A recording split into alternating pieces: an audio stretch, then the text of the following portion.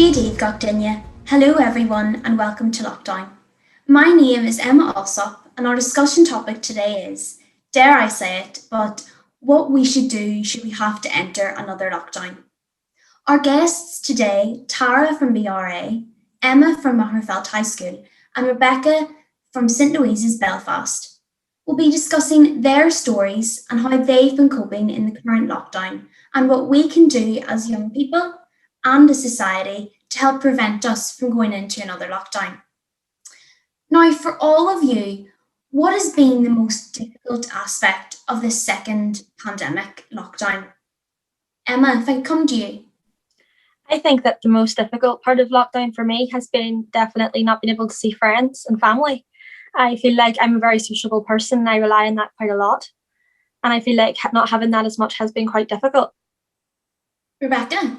I personally think that not being able to see friends as well, but in another way, not being able to sort of socialize with anyone outside of your bubble, because I like making new friends. And when you're not able to have the opportunity to meet new people, it sort of limits your circle. So it's been difficult in that aspect. Tara? I would agree that the social aspect as well, but I would also say that the online coursework, having to go over and learn everything that we were expected to learn in class, and then being told that we're actually going to have another module based on everything that we've done over this second lockdown that we've learned online. So everyone has different levels of learning. So it's been quite difficult for me personally because I prefer the face-to-face teaching in comparison to the online. Do you feel like it's difficult to separate sort of that relaxation time that you would have been able to have at home when school was normal? Is it difficult to sort of separate the two? Do you ever feel like really relaxed at home anymore because everything happens there now? I have to say yes. I have noticed though that I nearly do a longer school day than I would have done if I had been at school because of the uncertainty with exams and how you're going to be graded. I've been trying to make sure that all my work has been done on time, up to the standard I predicted grades to be. And I feel like I've been doing a lot longer on doing that than actually redoing other things. I would definitely agree, but I would also say that with limited spaces in houses, so because I have younger brothers, I'm sitting in my room all the time doing my homework. So then this used to be my relaxation place, that like space that I would sit and relax in. But now because it's become somewhere where I sit and do my school and I have to be motivated in this space, it's become less of a relaxation and more of a I have to get this done. I have this homework, I have this due, I have this due, and I have this due. I have to get it done. There is no unwinding unless it's to sleep. But other than that. And Rebekah, how about you? Do you feel like you're able to get that sort of balance in house all the time between school and relaxation time? I understand where everyone else is coming from, but I feel as though I'm very easily distracted. That's just how I am. And if I'm sitting in my room and I see something, it'll catch my eye and I'll sort of drift off and then I'll realize that I have some work to do. So it takes me longer to get it done because I'm spending more time sort of getting a lot more distracted than I would have in school because it's sort of an environment where you have to focus, whereas in your house it's a lot more relaxed. So it's difficult to get the motivation up to get your work done. So obviously, as you've been spending 24/7 at home, you've inevitably been with your family for the whole time. So do you feel like your family relationships have changed because you spend so much time with them? You know, have they benefited from it or have they perhaps not? How do you feel about that? I feel like I've definitely benefited just because I've had so much time to spend with my family, whereas before I was never really in the house very much. However, I also haven't seen my sister in quite a long time because she lives with her mum. So I hadn't actually seen her in like months. So I definitely missed her a lot, but it makes you appreciate when you actually get to see people again. Do you know what? I actually think lockdown was good in this perspective because you get to know your brothers. Like you think at the start that they're annoying and that they won't, but like over lockdown I've actually like become best friends with my little brothers. And how do you feel, Rebekah? Me and my sister, we've always been quite close, but now that we're the only friends we can have, really, at the moment, it's made us a lot closer because every night before I go to bed, she'll come into my room and we'll have a wee chat about something. And even if we do fall out, we just sort of give up on the argument because we have to see each other the next morning. So it makes arguments sort of settle a lot quicker and we've got to know each other a lot more. But whereas with my brother, he's sort of taken a different aspect of lockdown, and before lockdown he was very sociable, but now he's a lot more, he wouldn't really go out that much. He'll probably sit in his room, and it takes a wee bit more effort to sort of talk to him because he's just in his own wee bubble.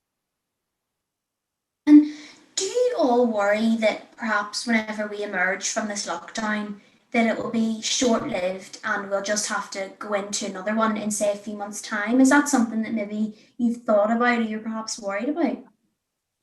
And that is definitely a concern of mine, but I've been trying to think on the positive note that because we're going into summer that there's less flus and things, so hopefully maybe it won't be just as bad, because last summer we did get sort of a half normal life compared to what we had been in March. So I'm trying to think on that note. I would be a bit concerned about it in the aspect of I want to get out and see everyone, and if it sort of limits at a certain to a certain extent within the first week or whatever. But I think it would be a lot better than the first one we had, because in the beginning I was blaming myself, going, "Oh, I should have accepted this, opportunity to leave when I could have, or I could have went and seen more friends." But I sort of, in the next lockdown, I won't take it out as much on myself. Rather, I would use it to better myself again rather than get upset. So it'll be a lot better emotionally, and it will still be aggravating, but not to the extent which the first one was. How do you all feel we could perhaps prevent from going into another lockdown? What can we do as young people and as a society to, make it safer for everyone so everyone can feel like they can go out again? I definitely feel that it's very important to stick to the regulations, and I think that it's very important to try and keep your bubble small, but not restrict yourself in the sense that you're alone. So I feel like I like to keep my bubble small with just friends, very close friends and family in it, and I feel like doing that will benefit. And I think if everyone was to do that, it would have like a domino effect. I think in order to stop the spread, we should have a lot more regulated, to the point where a lot of people get overexcited and they think as soon as the restrictions have eased that they can go and see everyone and they can go and do everything that they've missed out on. And it ends up being brought back into another lockdown because people have just gotten too carried away. I think if we sort of use our own common sense to the point where we know going out and seeing X amount of people is obviously going to greatly affect the people in my area, as they're all going to catch coronavirus, I think it should be kept. If you are going to go see people, it should be people who are in your close circle or in your bubble or who live close to you, rather than driving out a couple of hours to go see someone who lives in a very populated area and then end up bringing something back. So you've all mentioned, obviously, to follow regulations is, of course, the ideal thing, and hopefully in an ideal world, everyone would. However, we all know that there will be a minority of young people who will do very much what Rebekah sort of said. They'll just disregard the rules, and as soon as they ease slightly, they'll just go right back into the life that they've been missing. So what would each of you say to those young people? How would you persuade them to actually follow the rules? I would say that they have a family as well as I do, but you have to think about yourself in those people's positions that are in hospital, who are in care right now, because they have caught it so bad and it has affected their body really badly. Like, could you imagine your mother or your father sitting in the hospital right now on a lifeline because you couldn't hold off another month because you wanted to go out partying with your friends, or you wanted to go out and do the new coolest thing? Why not hold off another month, and then you could do all that without having to worry about your dad or your mum or your gran, I definitely feel like you have to appeal to the family aspect. I feel like you need to think about how your actions can influence how your family can react. Because as young people, if we took the virus like Eunice is with statistics, that you would be fine, and that you would probably, you would have it, not have it then, and then lead a normal life. And I feel like other people who are older are just not as fortunate as that. And I feel like with the rollout of the vaccines and everything, I feel like it's not very difficult to hold back and keep your bubbles as small as possible in order to do that, have a normal life. Yeah, I have personally lost friends due to this problem, because a few friends that I had ended up just breaking a lot of the regulations, and I got to the point where I felt I didn't want to be associated with that. But I personally said to them, my granny was one of them ones who was in the hospital on a breathing machine because she got it really bad. And I told them over Zoom, I basically had said to them, how would you feel if you were in my position right now, to where you're unsure whether your granny is going to feel all right after this, or if there's going to be any implications across sort of a short period of time, because we don't know how bad this can get after. Once you've caught it, maybe your immune system will lower, you'll get something else.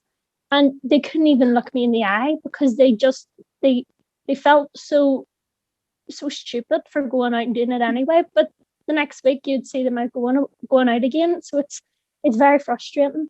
Yeah.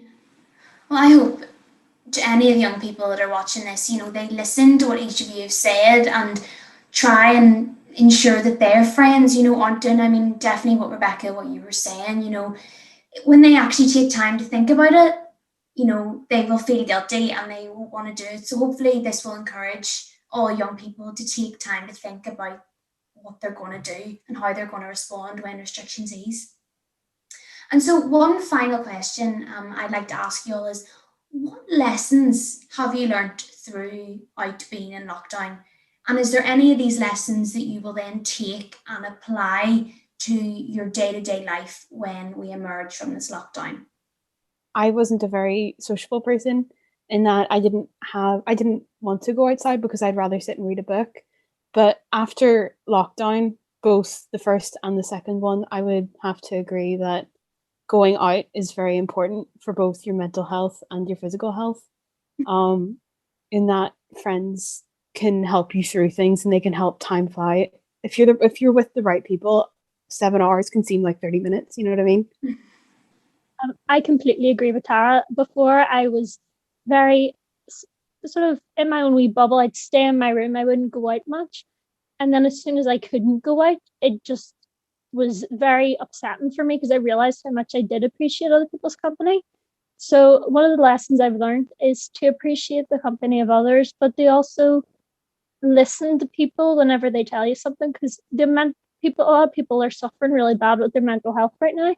And now that I've heard a lot from my friends about how they're feeling, I've learned to listen to them more and to understand how they're feeling, because you don't know genuinely what they're going through. So it's nice to give someone a call and check how they're feeling.